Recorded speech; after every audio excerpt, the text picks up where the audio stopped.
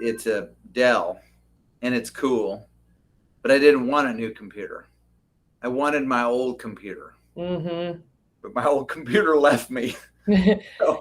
So anyway, I'm making it Yeah, that is a struggle to learn something different though when you're so used to functioning at a certain way. every day, every day. Thanks everybody for coming, by the way. We got a little couple more minutes for people to log in and then we will get started.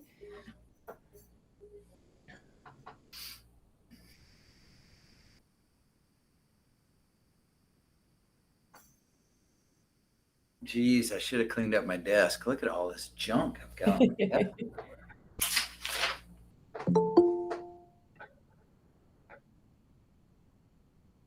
I clean up that corner, it won't be as bad. See, that looks much better. Don't look like you're swamped. Hi John. I Hey, like I that got an idea. green icon. I got an idea about him. About Ooh. the John character.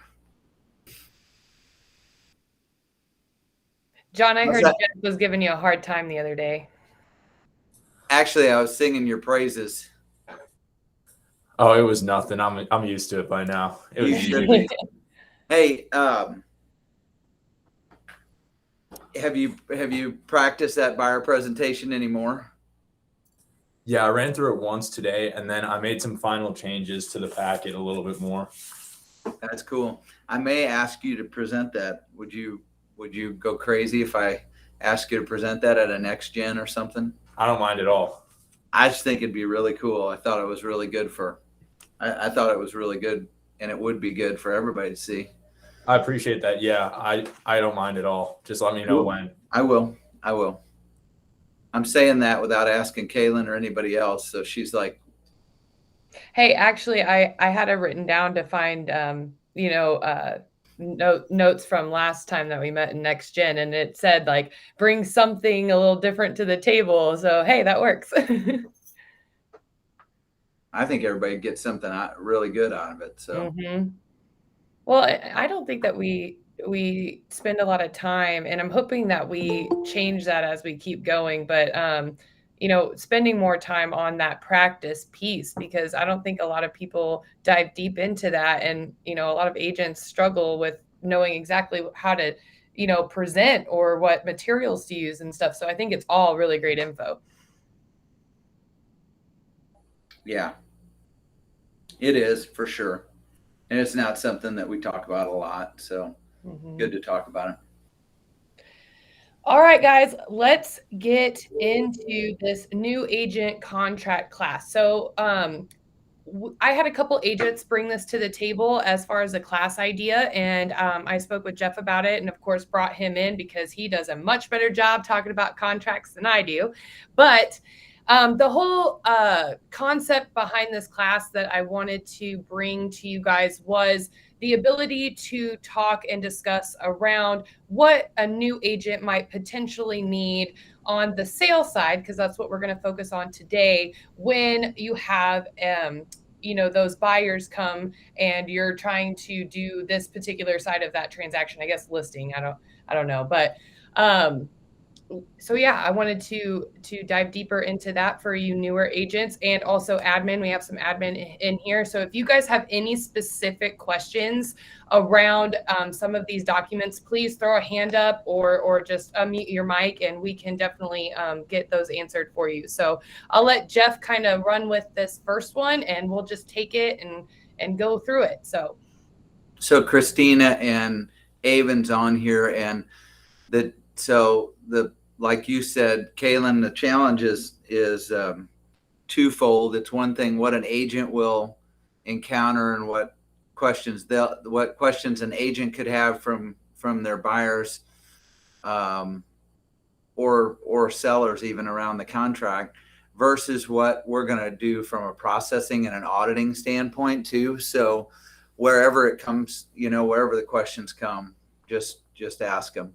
We are not attorneys. Agents are not attorneys. Mara's done a really good job lately preparing options for us, and we've got a lot of these options on here that attach to the sales contract. The idea is to get away from writing special agreements that make us sound like we're acting like lawyers, which we're not. So we want to use all the forms, but these forms change all the time. In fact, questions come up and they're brought to me, and I will talk to the agent about it, and they'll show me on the contract, and I'm like, they just changed that. I haven't even seen it.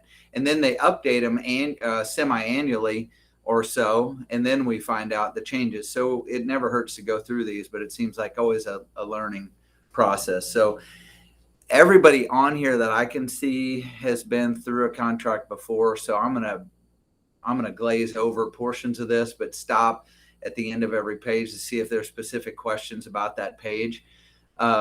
Obviously, we know on the first page that we know who the buyer is. I hope you know who your buyer is, but it's always good to ask the buyer what they're putting this property in. Are they putting it in an LLC? Is it in a, do they want to put it in the trust? The faster we find out about that and the more accurate we are, the better, because that's going to come up prior to close. And sometimes if it doesn't come up until just shortly before closing, it's a surprise that causes some delay. So we don't want to do that. The lines 4 and 5, that property, we run into issues down here with meets and bounds property that has a meets and bounds legal description. The idea is to describe the property, and you can attach a GIS parcel map to it. You can put a parcel number on it if you don't have an address. An address obviously works, but it's often not going to be the full legal, and you can attach that legal by checking that box. I don't think there's probably no questions around that, but if there are, stop me. Inclusions, they've gotten broader and more complete with this section. As this contract has expanded, they've gotten a lot better with this, but basically anything that they want included or specifically excluded, we try to list that out. I even duplicate the appliances just to be clear. You don't have to, but let's say a lot of these homes have 2 refrigerators. They have a refrigerator in the garage or a refrigerator on the dock. If you don't get that in there and your buyer wanted that and the seller takes advantage because you didn't write it in there, you may end up with somebody challenging you to buy a refrigerator, and it's just not comfortable. So even appliances that are listed as included, make sure you check that on your houses down here, and make sure to include what the buyer wants included. Inventory lists are the very best, and if we can attach an inventory list, that's better than anything. I kind of hate when personal items get included, but because people get emotional over personal items, I always try to condition the buyer so that they're not hanging, on pins and needles over that coffee table or that pretty picture that's hanging up, and keep them focused on what's important, because we don't want little things to sour a deal. Excluded's the same deal. If you know somebody wants something excluded, take care of it, put it in there. Everybody knows what purchase price is. Don't see seller concessions a whole lot. See them occasionally. Typically, they used to be pretty common when we had real low down payment programs and low down payment loans. We'd see a lot of seller concessions. They never had a line for it until last year, so we would have to write the seller credits in there. So I'm kind of glad they have that, but that talks about what prepaids and conditions are later. Concessions are later in the contract as well. Earnest money. There's your line for earnest money. Earnest money is interesting. I'm going to say something that you probably all understand. So you put $5,000 earnest money down. The earnest money is a show of good faith for a buyer. We don't hold the earnest money. The earnest money is delivered to a title company. When that deal goes bad, if that deal goes bad, the buyer and seller both have to sign a mutual release before that earnest money is going to be given back. If the seller doesn't sign a mutual release, the title company will not release the earnest money to the seller, even if it's well within the contingency periods. It creates a real interesting deal. So, you want the buyer to put down a substantial amount of earnest money, but you also want to explain to them what, that you don't have control over that once it's turned over to the title company. It's kind of a catch. It's kind of a challenging deal. Normally there's never an issue with it, but sometimes when buyers change their mind and they want out and they don't have a real clear defined ability to get out by a contingency, that mutual release, getting that signed can be an issue. Any questions around that? Anybody have any conversation around that? I'm going to keep going then. So you can kind of see in bold 27 and 28, if earnest money is not timely delivered to escrow agent, then seller may terminate this contract by providing notice. It doesn't say the contract will terminate. It says seller may. So there's a lot of instances in this contract where it gives an option for one party or the other to terminate. That doesn't mean the contract is dead if it's not if it's so if they didn't get it in on time and the seller didn't say anything about it, the contract's still alive. So that's a very that wording is prevalent throughout some of the different contingencies in this thing. So we want to be careful about that. So let's see, it talks about additional earnest money. We used to have that a lot. It actually, one thing that they added under the note section, which is 29, if additional earnest money is to be just supplied at any time prior to closing, or if any earnest money is to be treated as non-refundable, attach an appropriate rider. So you have riders that talk about that. So just use those. That's very common. You'll see a contract start out with a lower amount of earnest money, $2,500 or $5,000 earnest money, and then it will say buyer agrees to deposit additional earnest money of $10,000 upon removal of all contingencies or no later than. We used to have to write all that into special agreements. Now there's a form for it. So closing, we know our closing, it just talks about the closing agent, which is the title company, and the closing date. Anything else in here? I don't think there's anything else really new.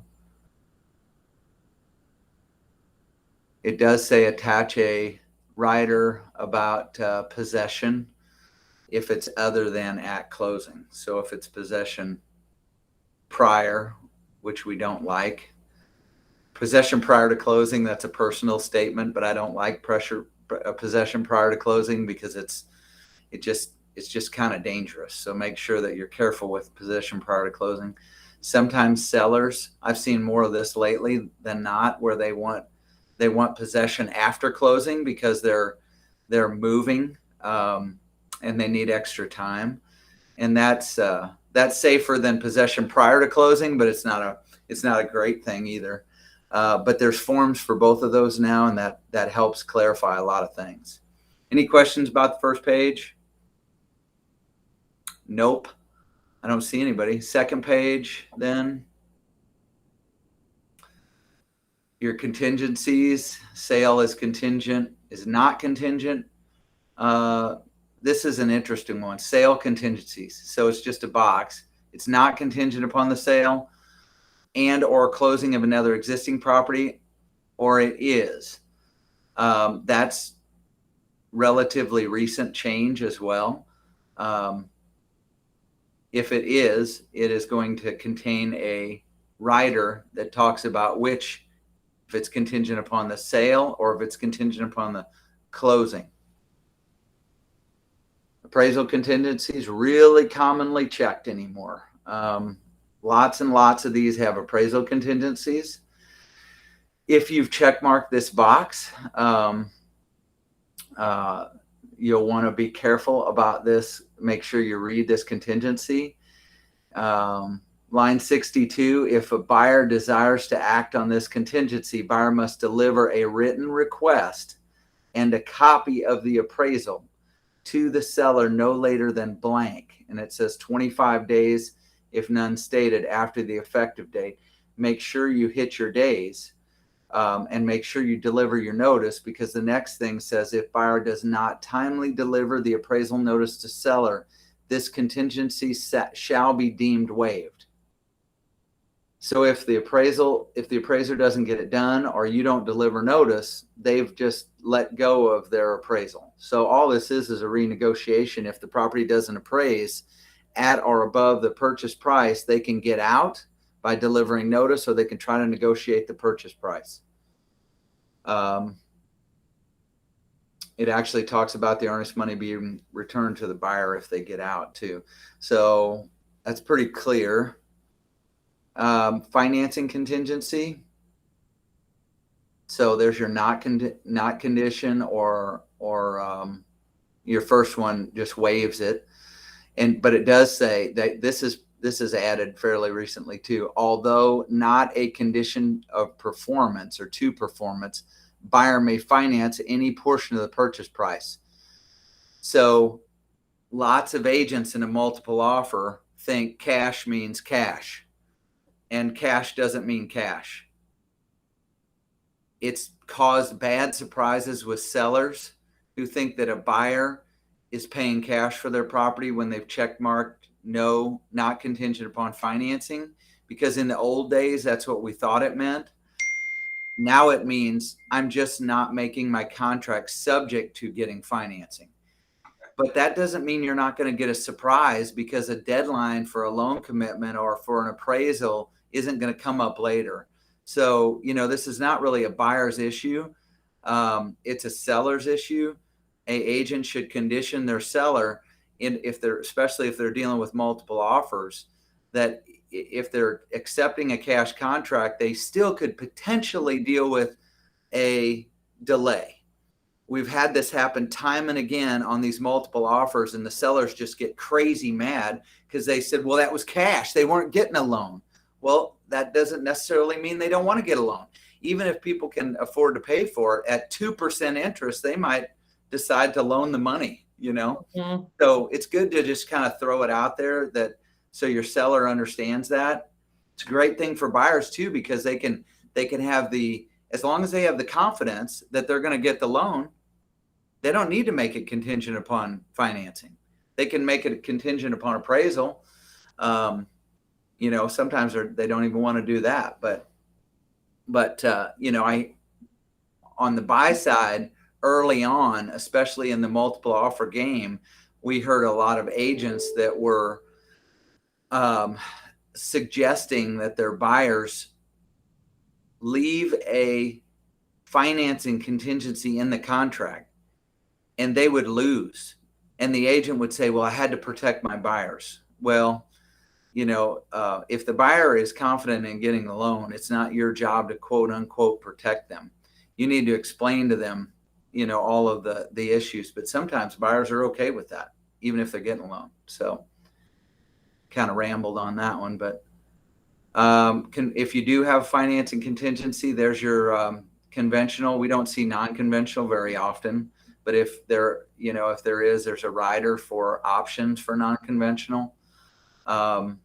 Conventional loan is what we normally see. MREC wants all of these blanks filled out. So starting, I can't read that, but starting at, what is it? What does that say? 88. 88, yeah. So you got your loan amount, that's your percentage. Or it can be an amount. Normally it says 80% LTV or 70%.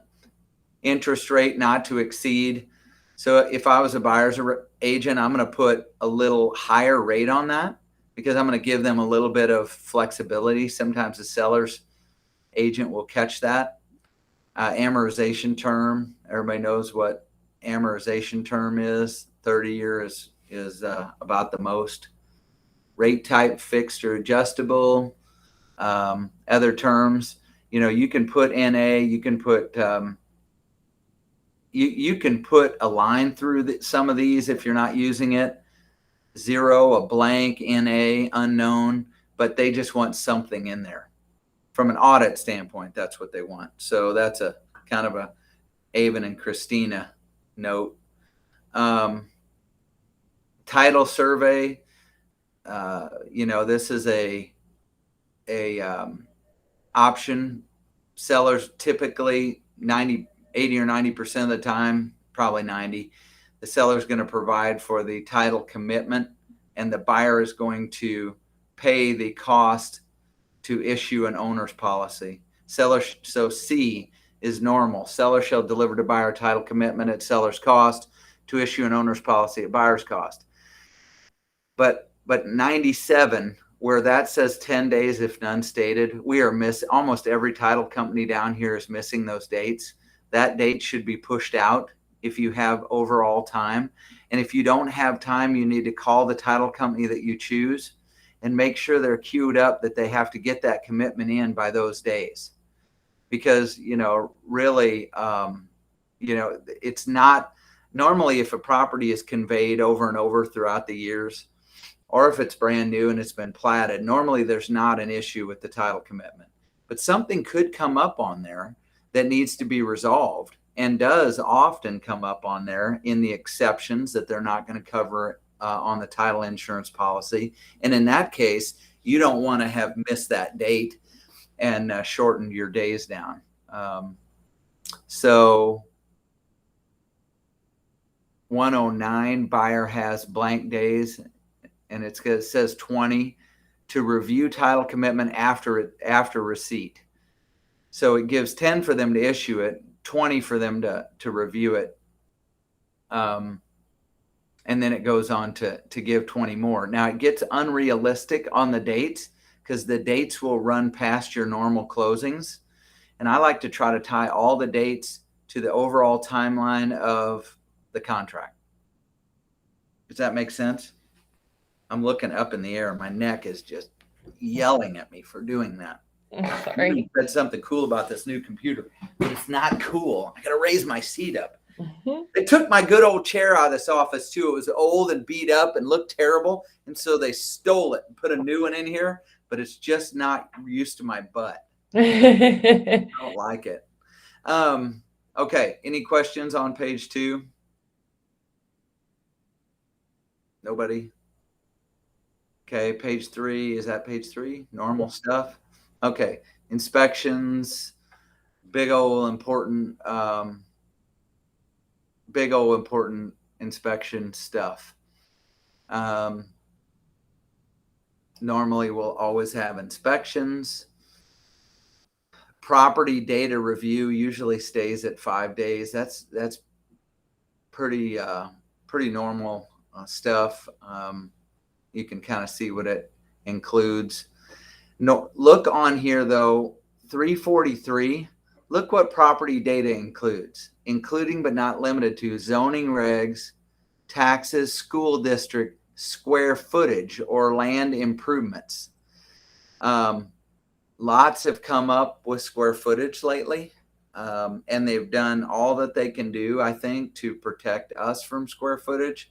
If there is challenges with that, and we'll go over, we've even got a we've got another disclaimer as far as square footage, but that has been something that has come up lately because people are paying so much per square foot that if they find out later that the square foot they thought they were buying is measured at less square footage by an appraiser or by somebody else, they kind of freak out. So if it's a real odd plan, or if the if you need to verify that for anyone, make sure that you're verifying it within that period of time. So sex offenders or other convicted criminals in the area, that's another one. You can look that up. They can look that up. They can call the police, the I think just the police station, they can give them that information. So the property data, it says the buyer may terminate this contract with earnest money return, subject to delivering notice thereof to seller, as long as it's within the review period. Inspection. I can't. Where does it say about the days? Isn't there a day there? Inspection so. Right here. Yes. Sorry. There you go. Buyer must furnish a copy of the relevant portions of the written inspection reports to seller, along with a written list of unacceptable conditions noted therein the inspection notice within blank days. So make sure your days are enough, and know that you only have one inspection notice. We've had a lot of conversation around different inspectors that may or may not, they may have an opinion upon the buyer giving the copy of the entire inspection report to the seller. Just know that can come up, and that can be part of a conversation. If the inspector only wants the buyers to give their relevant copies, you may only see copies of stuff that they're asking for on their inspection report. I've had that happen several times, rather than a full copy of the report coming with it. I don't know that it matters. I would rather put forth a whole copy report so the seller can see that I'm not asking for every single thing. I'm just asking for the most important. That's all you're doing is negotiating at this point. But that has started happening.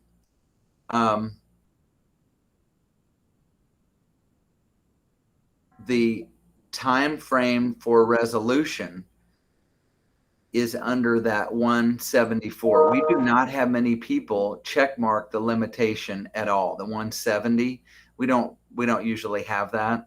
That just, says the buyer must give the seller an opportunity to correct prior to scheduled closing date unacceptable condition. It doesn't give the buyer the out for, something terrible comes up in the inspection and they can just terminate. Well, that limitation of inspection rights doesn't give the buyer the right to do that. 174 is a resolution period for the negotiation, and it just says if it's not terminated, all parties shall have blank days after seller's receipt.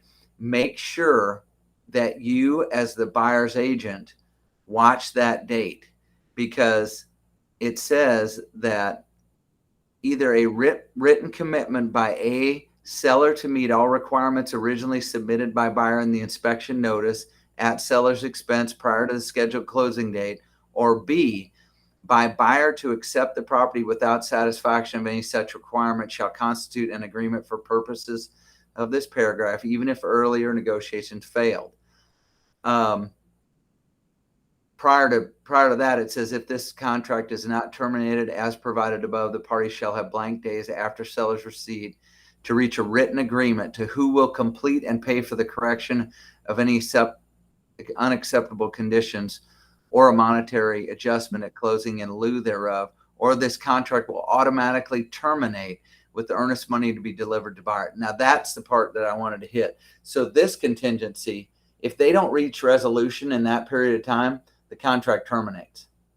And I've had agents miss dates, and sellers take advantage of that, because it's really on the buyer's agent.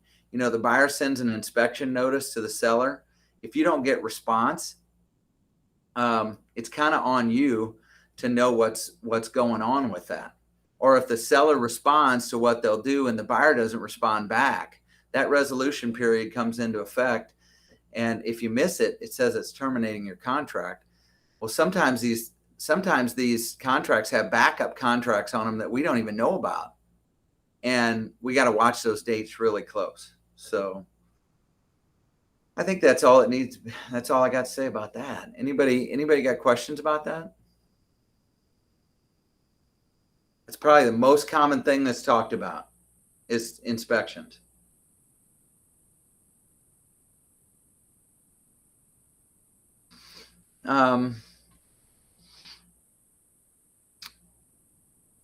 Municipal governmental inspections, broker roll,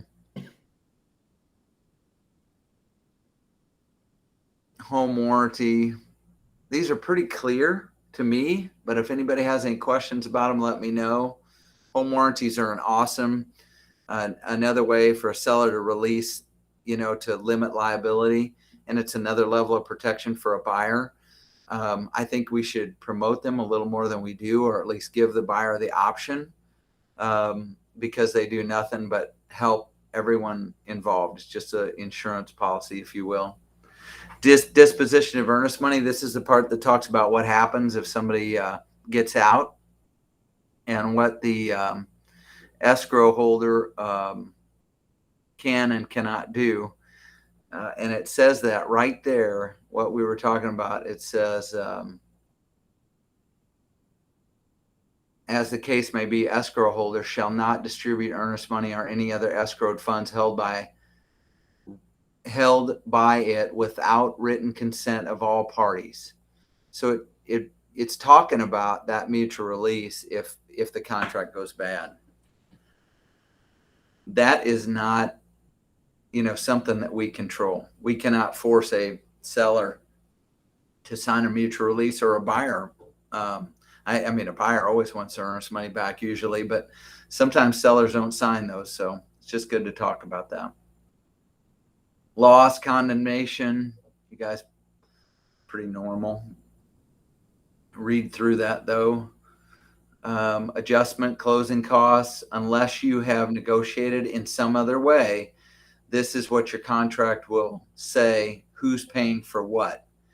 The good thing to talk about, I mean, this is really good to have this section in there, I think, because it gives a little more clarification of who's paying for what.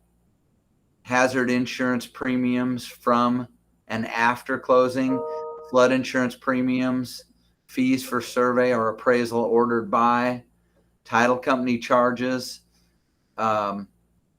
Here's a good one. Right. Let's see. G, special taxes, subdivision, and any other owner association assessments, special assessments levied after closing.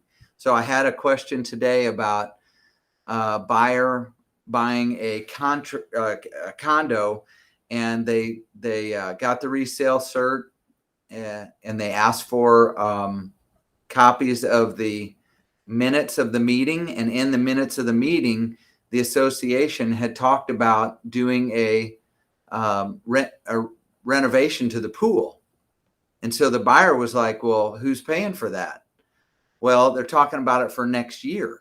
They don't know what it costs. They haven't levied. It hasn't been voted on yet. Seller's not paying for that, but the buyer needs to know about it. So by pulling the minutes, you can find out not only what has been levied and voted on, but what they're talking about in the future. So it's just good for the buyer. It's not anything out of the ordinary, but it gives them a reason to look at how healthy the complex is and if there's money there to pay for it. The value of heating oil or propane gas, I don't know why, but gas in a tank gets forgotten a lot. So that's why they added it on here, and it's good to know who pays for it when it is forgetting, because half of if you got 1,000-gallon propane tank and it's 50% full, we're talking about a lot of money. Mm-hmm. And so that covers that. And then again, what seller shall pay for. And then it talks about what is normal for proration and adjustment between the two. Seller concessions. This explains that line on the first page of the contract, seller's concessions. Binding effect, assignability, section 1031 exchange. This is something that comes up down here often. I don't know how often it comes up in other areas, but you're gonna see it. And it just gives the seller, it's a disclosure basically. And it gives the right for the buyer to do this. So Contract is binding and shall inure to the benefit of the parties and their respective heirs, successors, permitted assigns. Buyer may not assign this contract without the written consent of seller if, and it only says like two things. Seller is taking back a note and deed of trust as part of the purchase price. So that's the seller financing, or buyer is assuming existing note. Other than that, the buyer has the right to assign. Assignment does not relieve the parties of their obligation under this contract. The parties acknowledge that buyer may desire to acquire and or seller may desire to sell the property as part of a like-kind exchange. So a lot of buyers are going to ask you, can I do a 1031? The answer is yes. They still have to do what they need to do and hire an intermediary, but our contract has language in it that provides for that. Any other questions on those pages? I feel like I'm going super slow, but Doing great. Huh? I said you're doing great. Okay. Hopefully you never have to deal with the next page, seller defaults and buyer defaults, but you probably will at some point. If you do enough business, somebody's going to bail out. This is the part that talks about that.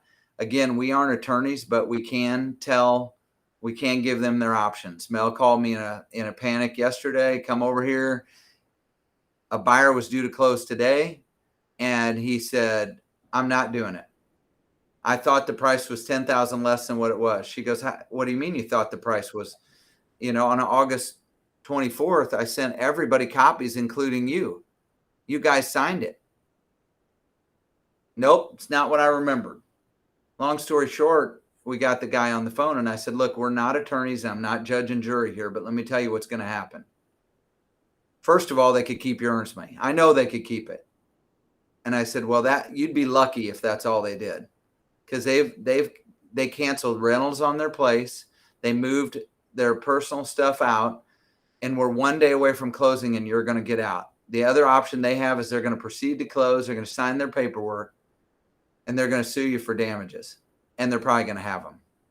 So you need to know what potentially could happen so you can get a hold of an attorney before you make this decision."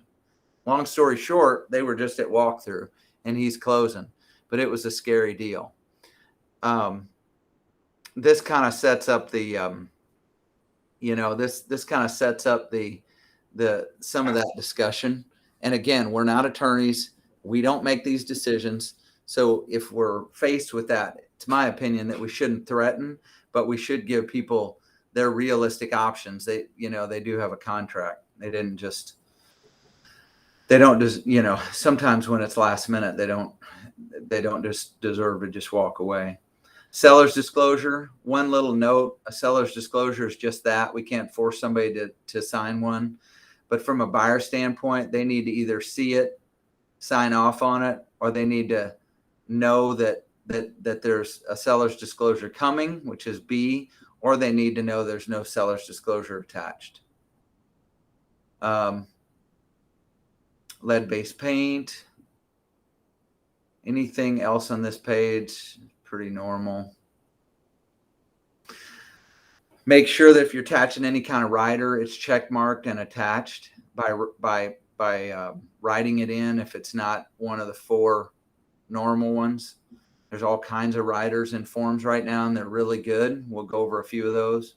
Special agreements, just use it if you have to, but don't get real litigious on it. Don't use therefores and whereases and think you're an attorney, because if something does go wrong, we used to write pages in special agreements, and it's not smart. Use our riders, use the forms they provide to us. If you need special agreements, be sure to use them. Just make it as clear and short as you can. And call if you need help with that. Disclose if you're part of a deal. On a side note, if you're selling your own property, if you're ever selling your own property, the only way your E&O will cover it, if you own it or you're a party to it, is if you have included a seller's disclosure and included a home warranty. If you haven't, your E&O has a little catch in it that says it won't cover. If they come back and sue us for errors and omissions or misrepresentation, something like that. I did not know that. It's important to know. So source of compensation, you want to check seller and buyer. If there is a buyer transaction fee being paid, that means the buyer is paying some compensation. That is kind of confusing, and you need to explain that. Sometimes the buyers think that means they're paying the commission. It doesn't. They're only responsible for their transaction fee unless they're covering part of the commission through a buyer's agency. Licensee assisting buyer, we know we're designated agents unless we're selling our own listing, our own team's listing, and then we're dual agents. Any questions? I don't see any questions. Nobody's jumping up and down. This is super exciting. Sales information. Remember, if one party or the other doesn't want it in MLS, you just have to write it in there. You can not put something in MLS. This gives you the right to put it in there. But just, if somebody doesn't want it reported as a sold count, you just write in there. Acceptance deadline. We know what that is. I think we're done with this. Mm-hmm. Is that good enough? Let's go on to some of the other fun little documents we got up here. Buyer's agency. This is John Anderson special. He knows how to do that. Make sure on a buyer's agency that you're filling in. I'm not going to go over all this at all, but buyer's agency is not a one-time deal. So if you're the buyers need to understand that they're, for whatever term they sign up for, they are entering a relationship, with you, that you're going to represent them. So make sure you fill in a percentage and a transaction fee. If you write 0 in there, you have no ability to cover any commission in any case if they go to a for sale by owner and John doesn't know this, or may not know this, but lots and lots of agents just fill these in last minute and write 0 in. And then something goes wrong and they want to, I have a buyer's agency. Well, the buyer's agency didn't do any good. So make sure you put your 3.5% in there and your transaction fee.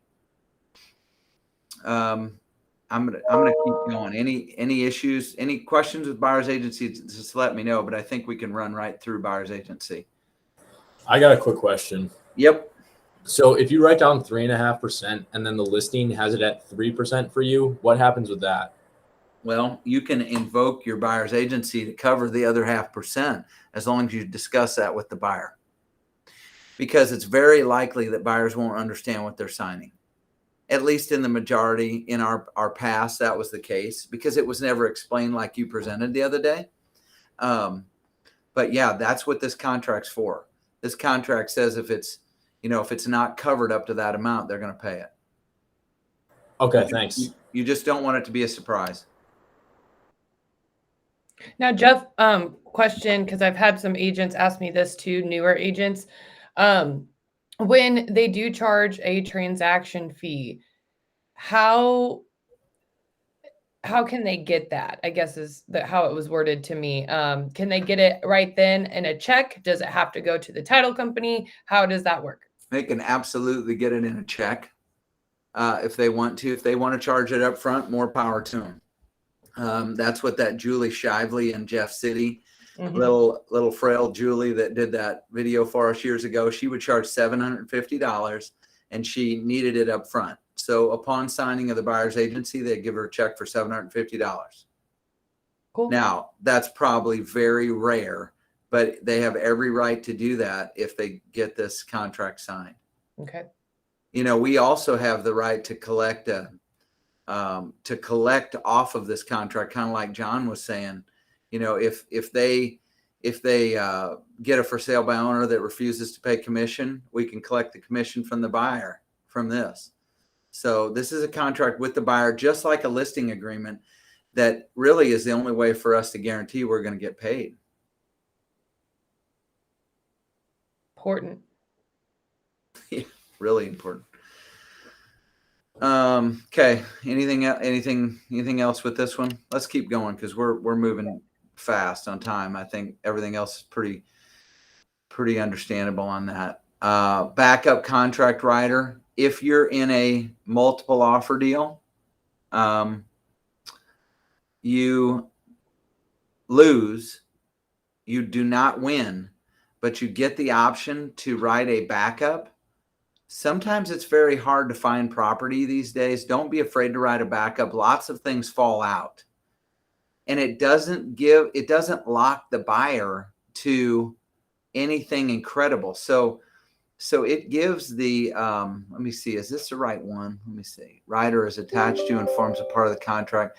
Seller has already entered into a previous backup contract to sell the property, the prior contract, unless waived as set forth below. Performance under this backup contract between the undersigned buyer and seller is contingent upon the termination of the prior contract, as evidenced by a written release signed by all parties from the prior contract. This contingency will not limit the seller's ability and discretion to amend any terms of the prior contract.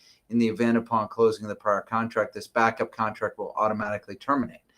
Until such time as seller delivers to buyer a fully executed release of prior contract or a written waiver by seller of this contingency, buyer has the right to terminate this backup. So they love a property, they don't win. You put a backup on it, you keep looking. They find something else, they just terminate this before they enter into that other contract. You see what I'm saying? Mm-hmm. Lots of agents, once they lose, will poo-poo the writing of a backup. And I think today we need to consider it. So this is a easy writer to do that. Your backup, by the way, one more thing on the backup. I'm sorry. At the very bottom of it, I have this question a lot. All the time periods set forth in paragraph 5, 6, and 7 of this backup contract, which is your inspections and your contingencies, shall commence as of the day after the seller delivers to buyer fully executed written release. What that means is until a backup goes into first position, all your time frames don't start. So they don't have to spend any money prior to them getting into a first position.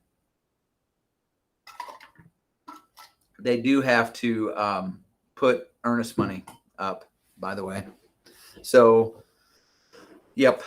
That's the only thing they have to do. Condominium rider to sale. This needs to be attached to any sale contract on a condominium.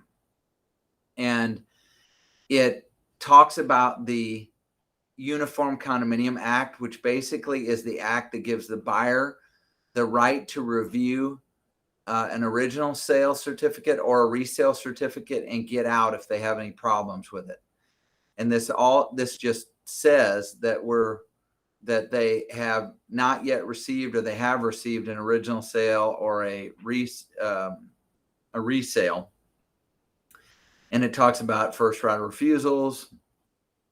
Most of the condo complexes down here do not have a first right of refusal. I think there was only one or two that I ever remember.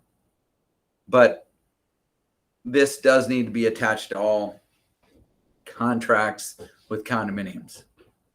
Any questions on that? Nope. Okay. This is our disclosure, which covers lots of little things. One that we're a part of a franchise. The other that they really need to have some sort of inspection. You know, we don't ever want somebody saying, my agent didn't suggest that I get an inspection. That's really a bad place to be. And if you don't have some type of disclosure, we used to have one specific to inspections. We just included it with this just to try to make it easier. But you want someone, or you want them to sign off on in some fashion when they get into the heat of the moment and they're negotiating multiple offers and they waive all the rights. But then after the fact, when it's too late, they say, oh man, this thing needs this done or has foundation repairs or whatever. They tend to forget that you told them to get an inspection. So we want a disclosure that says that they know that, and we want them to sign off on it. Hope that makes sense. Some agents get a little worried about this. Don't get worried about this. Hit it head on. Wire fraud's the same way. You know, it's a real deal. We almost got burned twice. Our company almost got burned twice. Once to the tune of about $80,000. The other one was a $400,000 number.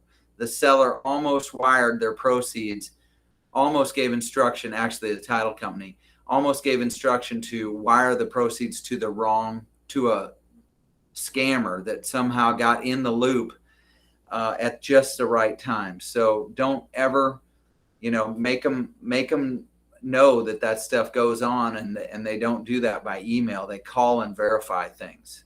Mm-hmm. Affiliated businesses, we want them to know that we do have affiliated businesses, and if they do work through that, it could mean that we have ownership in them, or it does mean that we have some ownership in them. And sources of measurement is another little disclaimer about the square footage deal. It just says, if you're concerned with it, measure it. That's not just square footage on a house, that's acreage on a farm. That comes up a lot, unbeknownst to people. And if it's not exact, people really can lean on that real late in the game. So that's all I wanted to talk about with that. What's the next one? I'm running out of time quickly. Inspection notice. We all know about inspection notice. Oftentimes there's not enough room on an inspection notice. Don't hesitate to attach a form if you need it. Inspections are probably the hardest thing, after you get the initial negotiations done, to get through. And they're it seems to be the point of most of the conversations that I have about trying to help somebody save something. And it's good just to set the buyer up for that initially. You're not buying a new home. When you hire an inspector, they're hired to find something. They are going to find something. What we do have a chance to renegotiate and get some more, get a little bit more off. But in this market, these particular sellers were looking at multiple offers. They're also likely not to allow us. So I want you to look at the inspection as a chance to find things and determine if you want out. Not necessarily a chance to get a whole bunch of money off, although we can try. We might not have the leverage to get that done. Something like that kind of helps it out if you can set them up that way. Any questions about inspections, about the process? The forms are pretty clear, I feel like, other than the resolution period. If people don't answer, if the seller doesn't answer, sometimes you'll submit a notice and the seller won't even answer. Well, you got to look back to your resolution period and keep in mind how long you have to reach an agreement, or it's going to terminate that contract. So that's an important little piece on that part of it for the buyer's agent specifically. I think that's it on that one. Several of our teams use measurement disclaimers. It's not mandated by the office. We don't make one of these be a part of every file before you get paid or anything, but some teams do use it because it comes up, and it's just kind of a disclosure that says where they got the measurements from, and urges the buyer to get it measured if they don't like it. It says an independent measurement or investigation should be completed by buyer on or before the survey deadline with respect to acreage and or the property data review period with respect to improvements of the contract. So if they're concerned, get an independent inspector. It's a good form to know it's out there. You guys are no fun. You don't ask any questions. You're not making this interactive at all. I'm pissed. I'm just talking and talking and talking. I don't even know what this form is. What does it say? I don't know. Non-individual buyer financing. Is it bad that everything's blurring at this point? Yeah. What in the heck is this one?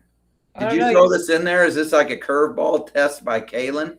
It is. I mean, you wanted a little bit of pep, right? Here it is. You did. How does it feel, Jeff? Honestly, I don't know what this is. Go to the top. What does it say? Oh, wow. Okay. Let's figure out what this is.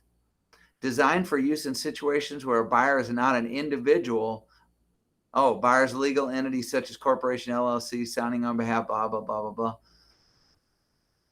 Interesting. Non-individual buyer's financing contingency affidavit. Wow, that's serious. You're going to have to ask me when this comes up because I have never seen this one used. I see what it's for, I guess. If a seller pressed it, if a buyer acted as an LLC and had a contingency in there for financing, I think that's where this would come in maybe. Mm-hmm. But I have not used it. Uh-oh, Christina, here she comes. What did she say? She said, as far as dates go on these forms, should they all be dated based on the time frame stated in the sales contract? If so, how strict is that? Yeah, so Strict. So here's the deal. If a rider is attached to a contract, then it should be filled out the same day as the contract.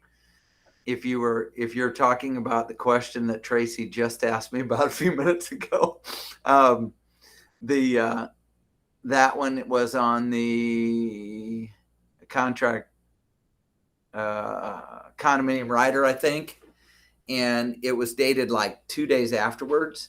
And what I said to Tracy was that really the commission could come in and say that wasn't dated within the same time frame. Legally, I think it's still very much legal because I think you could uphold it because everybody signed off on it and it was attached as a rider. But if you're processing a file, Christina, early and you see that the dates don't match, they need the dates to match.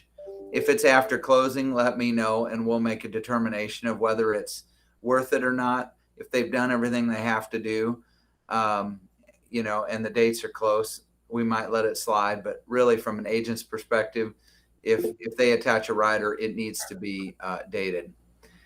Christina. The backup contract rider should be dated the day the backup contract is signed, correct? Yep, it should.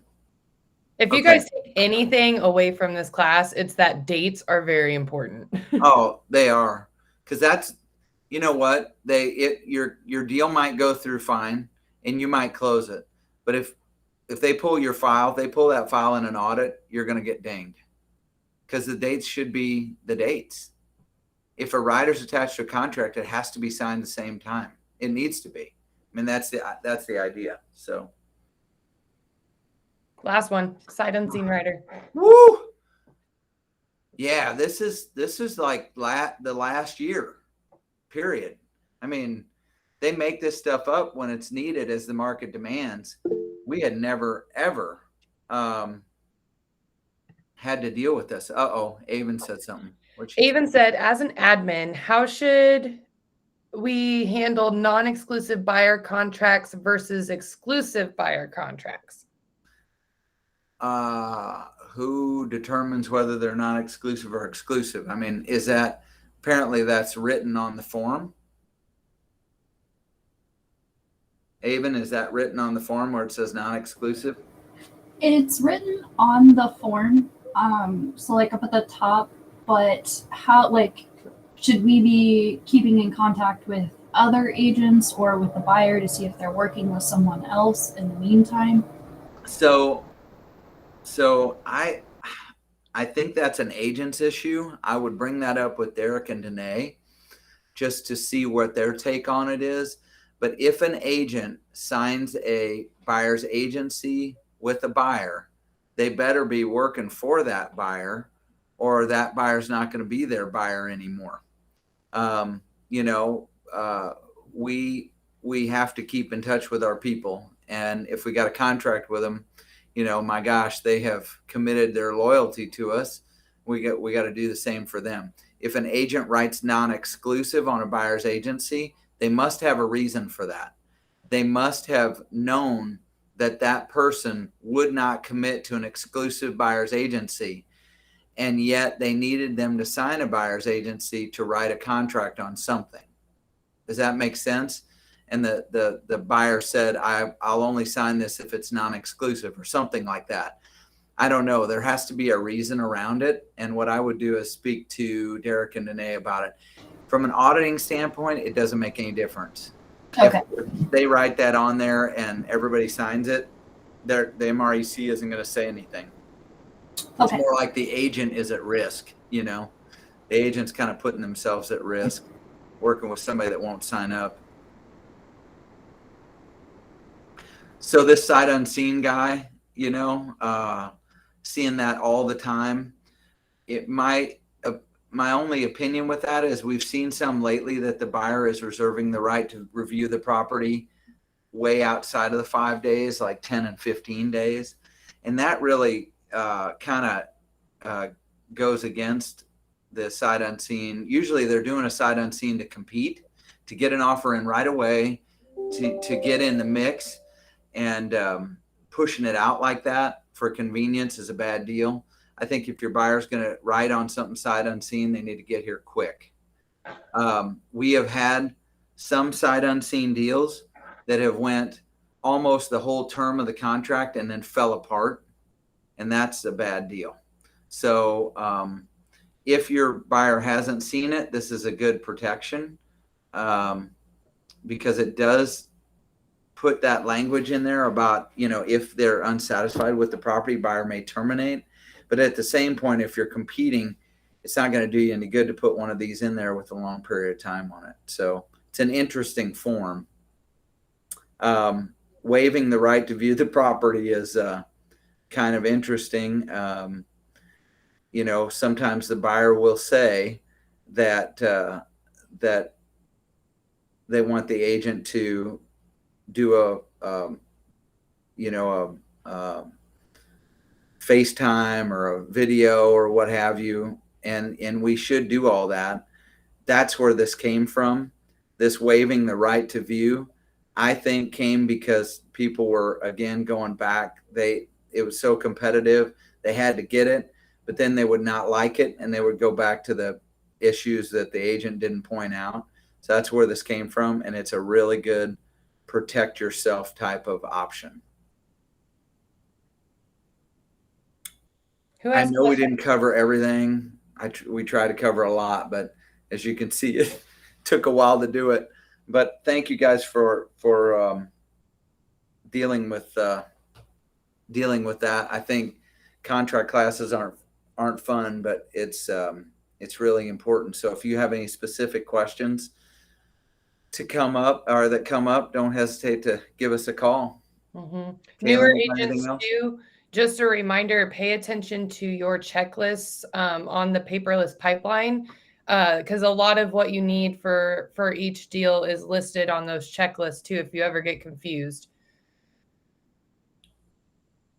Yep. Ultimately, it's the agent's responsibility. Even if you're on a team, it's the agent's responsibility to make sure all your dates are there. And, you know, we're here to try to help remind you with those checklists, and as are the admin on teams, but those dates are the most important parts, and there's a bunch of them in a contract today. So let me know if you guys have any questions. Hope you have a good rest of your day. Appreciate it. See ya. Thank you.